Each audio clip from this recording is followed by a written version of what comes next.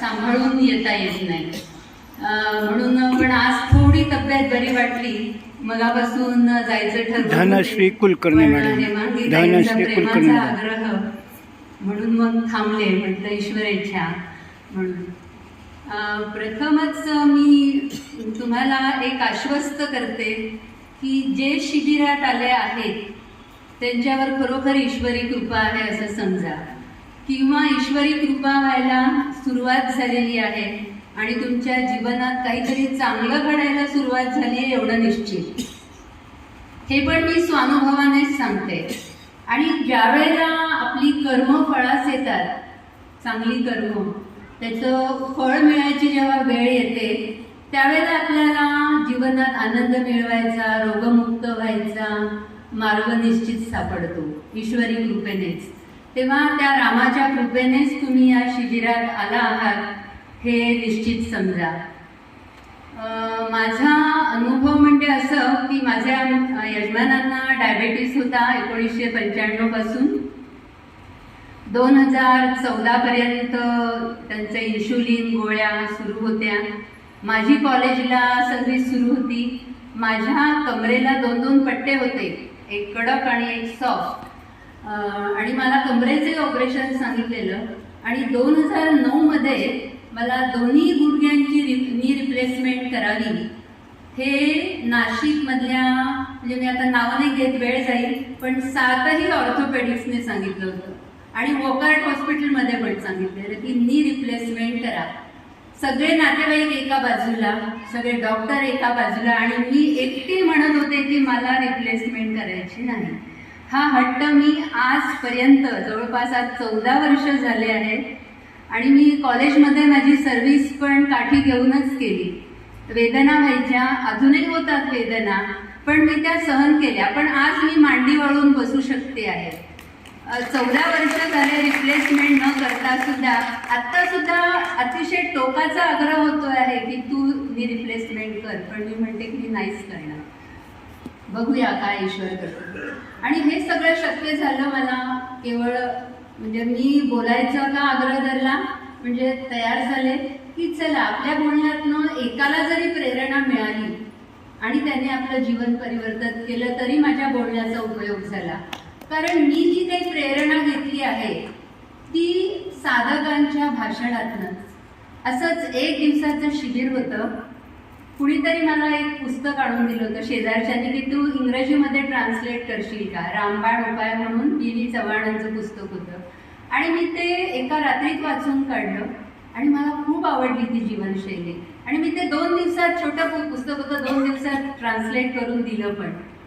आणि योगायोगाने दुसऱ्या तिसऱ्या दिवशी मेरठच्या आश्रमातनं यांचे, माझ्या यजमानांचे 3 मित्र कॅम्प करून आले होते. आणि ते कॅम्प करून आलेच नाही, काय ईश्वर आहे, म्हणजे जेव्हा ईश्वरी कृपा व्हायची वेळ येते ना तेव्हा काही निमित्त होतो.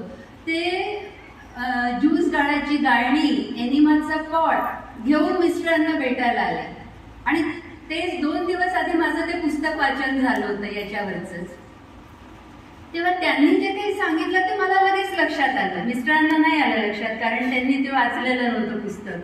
आणि इच्छा तिथे मार्ग न, मला तो इतका आनंद झाला की अरे. आणि त्यांनी काय सांगितलं की उद्या इथे नाशिकमध्ये एक दिवसाचं शिबिर आहे. तर मी म्हटलं की हे घ्या पैसे आणि मला त्या शिबिरात यायचं. मी रजेचा अर्ज पाठवला कॉलेजमध्ये आणि त्या शिबिरात सकाळी गेले.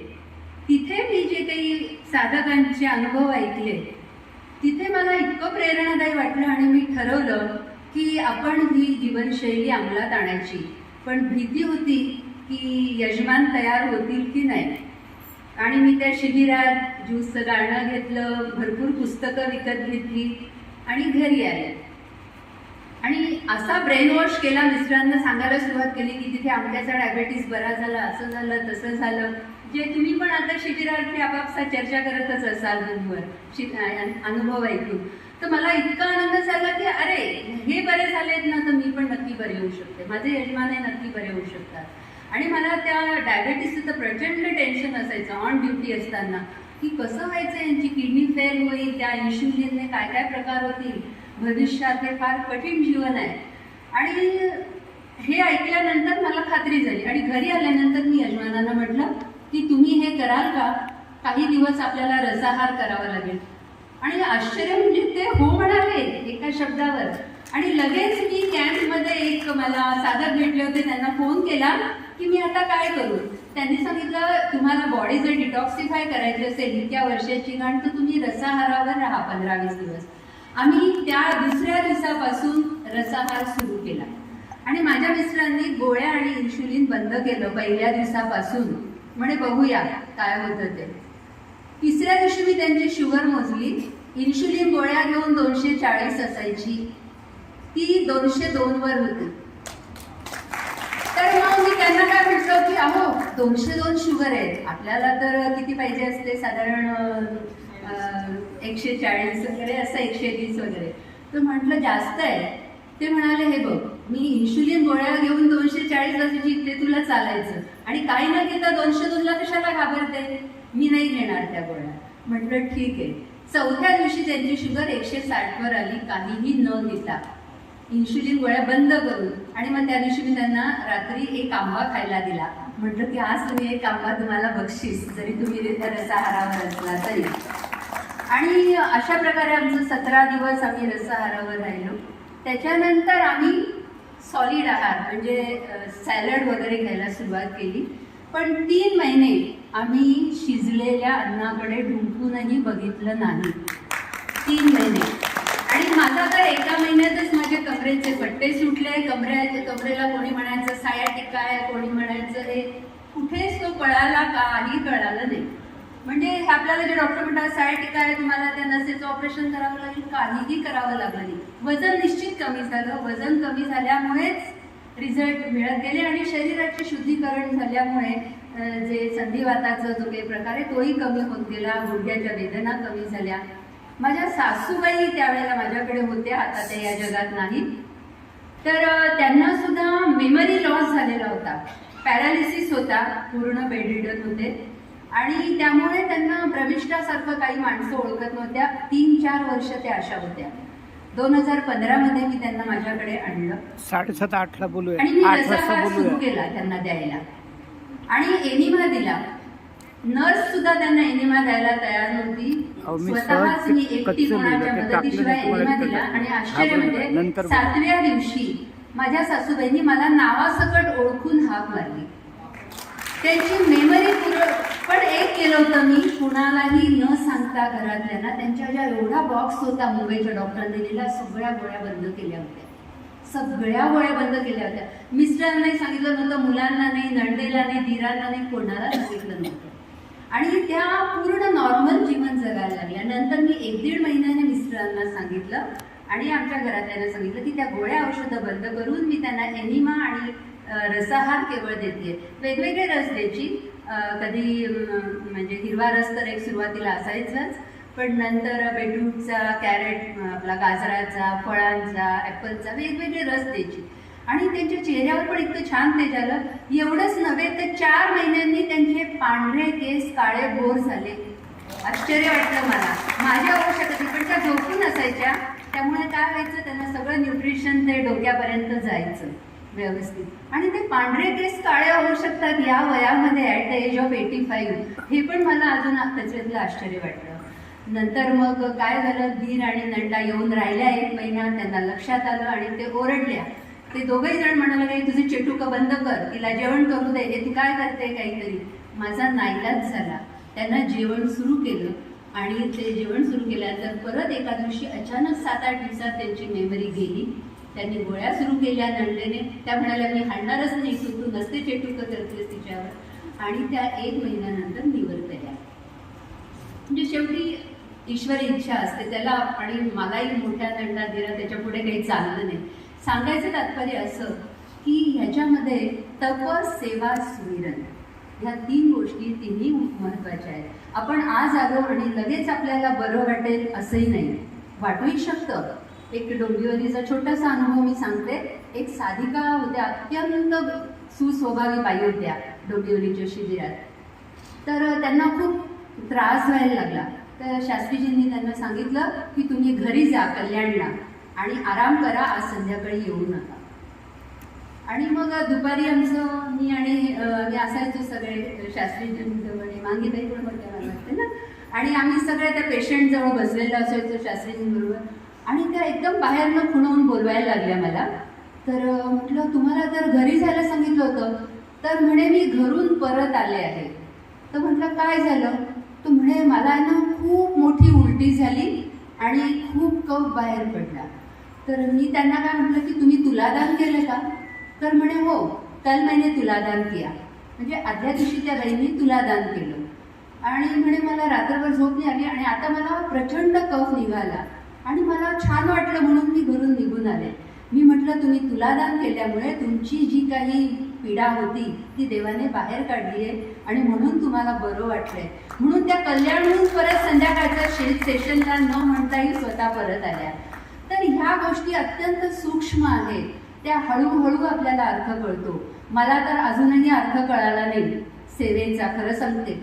आज शास्त्रीजींशी दुपारी बोलताना शास्त्रीजींनी त्यांच्या लग्नातली गोष्ट सांगितली की लग्नात त्यांना जो पलंग मिळाला होता गिफ्ट, त्यांनी त्या पलंगाची किंमत काढली आणि त्या पलंगाच्या किमतीचा 1.5 सेवेसाठी काढला. तेव्हा मला लक्षात आलं की अरे मला परवा भावाने 3,000 रुपये भाऊबीज पाठवली ऑनलाईन, मी तर ती घेऊन बसली, मग मी पण त्याच्यातले 300 रुपये काढायला पाहिजे.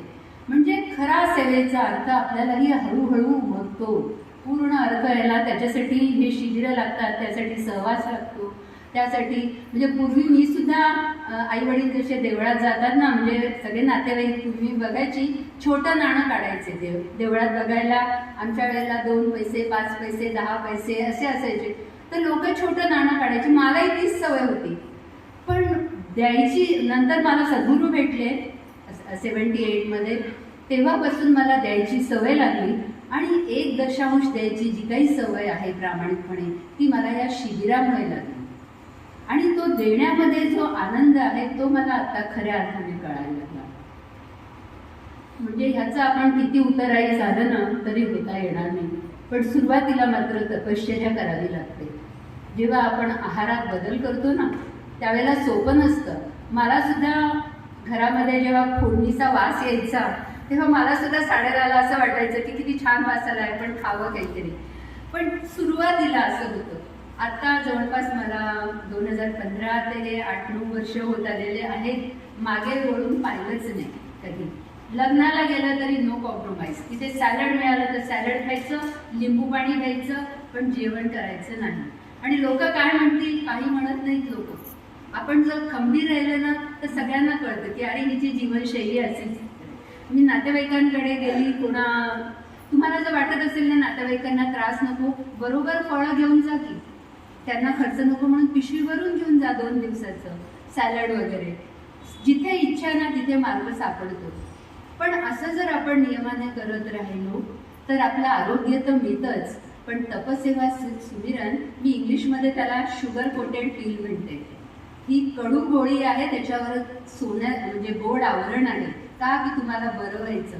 पण तुम्ही नुसतं शारीरिक पीडा तुमची जात नाही, पण ह्याच्यातनं खरं तुमचं जो जीवनाचं उद्दिष्ट आहे ईश्वर प्राप्ती ती सुद्धा प्राप्त होते.